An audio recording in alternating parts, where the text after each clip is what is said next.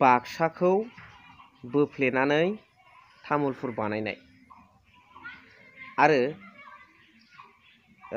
41तासो गामि हाबनायानो जुदि मोनसे रिजन जायोब्ला आरो बेनो जुदि बेसेबा गिदिर मोनसे नाम गोनां बिटिआर मोनसे रिजन जायोब्ला आरो बेखौनो जोङो बिराद सन्तुष्ट होननानै साननानै लायोब्ला होमबाथ' बड'लेण्डखौनो कमिटमेन्टजों फैनाय दैदेनगिरिफ्राथ' बड'लेण्डखौ बावखागोनानो।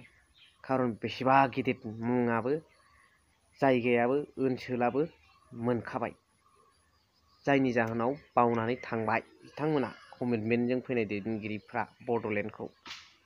स' दिनै बेनि सोमोन्दै मोजाङै सावरायगोन ससेब्लाबो। गिबियावनो नोंथांमोन बयनिसिमबो मोनसे आर'ज जे नोंथांमोना कमेन्ट्सखौ मोजां मोजां लिरना हरो। नैबे भिडिअ'आवबो नोंथांमोना मा सानदों नोंथांमोननि टेलेन्टखौ लिरनानै फोरमायना हरबानो जाबाय।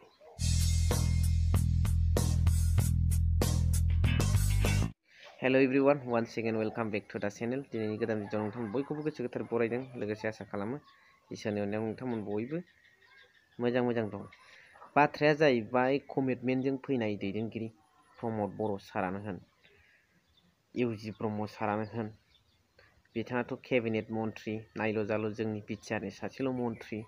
प्रमद बर' सारमोना कमिटमेन्टजों फैनाय आन्दलन रिभलिउसनारिस सासे गोग्गो दैदेनगिरि। नाथाय दिनै रन्जन दैमारि बिथां सार, जाय हारिनि थाखाय सुप्रिम सेक्रिफाइस खालामबाय, सुप्रिम सेक्रिफाइस खालामबाय होननायाव सोरबाया खालामाखै सेक्रिफाइस बा सोरबाया सुप्रिम सेक्रिफाइस खालामाखै बे नङा आंनि बुंनायनि अर्थ'आ।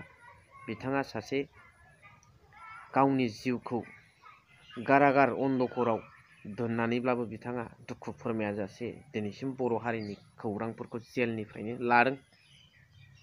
नों आं थांग्रा नायग्राफोरनाव खबर लादों पेपारि कागजे।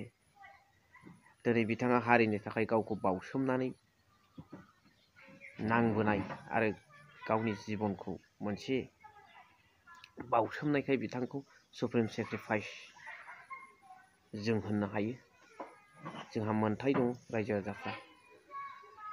दा बिथांमोनखौ बे सारजों लोगोसे रन्जन दैमारि सारजों लोगोसे गोबां जेलाव जोबजानाय गिदिर गिदिर केस गोनां बिथांमोन जाहा दंहैयो। बेखौ बख'नांगौनि खोथा दंमोन। गोबां खोथा होबोबाय, बिटिआरनि टार्म्सआबो जोबलायलायनोसै, नाथाय दिनैसिमबो जेबो खोथा गैफिना। डेट लानायाबो गोबां जाबाय, सावरायनो थांनायाबो गोबां जाबाय। बेफोर मा नमुनासो नामा? नोंथांमोना मा सानो गाइस? आरो लोगोसे दिनै कमिटमेन्टजों फैनाय जोंहा दैदेनगिरिफोर दङ जोंनि बिटिआरआव। बिथांमोना बिखाफोर दानानै बिखा बुनानै बुंनानै लादों कमिटमेन्टजों फैनाय दैदेनगिरि होननानै। नाथाय बे कमिटमेन्टजों फैनाय दैदेनगिरि इन्टेलेक्सुवेल टेलेन्टेड बिथांमोनानो दिनै 41तासो गामि हाबनायखौनो बिटिआरखौ बिराद गिदिर होननानै साननानै लाबाय, रिजन होननानै साननानै लाबाय। बाक्सा बादि जिल्लाखौ बोखावनानै तामुलपुर दाहैनायखौनो बिराद गिदिर रिजन, बिटिआर रिजन होननानै साननानै लाबाय। जायनि थाखाय बड'लेण्डखौ, जोंनि मेन उद्देश्यखौ, बड'लेण्ड दाबिखौ बावनो गोनां जाबाय। बिथांमोना बावनानै थांबाय।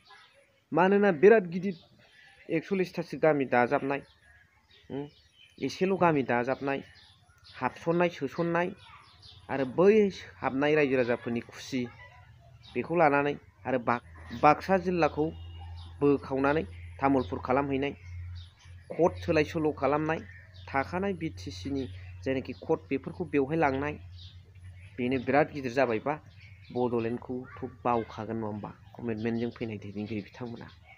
जोङो गोदो गोदायनिफ्रायनो जोङो उन्दै उन्दैयाव नुबोनाय, जोंनि आमार मुल उद्देश्य टु हल बड'लेण्ड, गेरेमसा हारि मास्टार रेस दानाय आरो बेखौ जों बयबो हास्थायो। हामी है तो है बिसारू। जों दिनै मालाय मानो हाया? हायो। आसामा आरो जोंनि मोन्थाया हेमन्त बिश्व शर्मानि बिफानि सम्पति नङा। बे गोसो जाबानो होनाय, गोसो गैयाबानो थाबथानाय। जों ओंखायनो खौसे जानांगौ आमि एकता हय फेलाय जुजिबलागे नोंथांमोना मा सानदों कमेन्ट्सनि गेजेरजों फोरमायहरबानो जाबाय आङो नेनानै थागोन स' दिनैनि भिडिअखौ एसेखिनियावनो फोजोबबाय थेंक इउ भेरि माच फर वाचिं लाभ इउ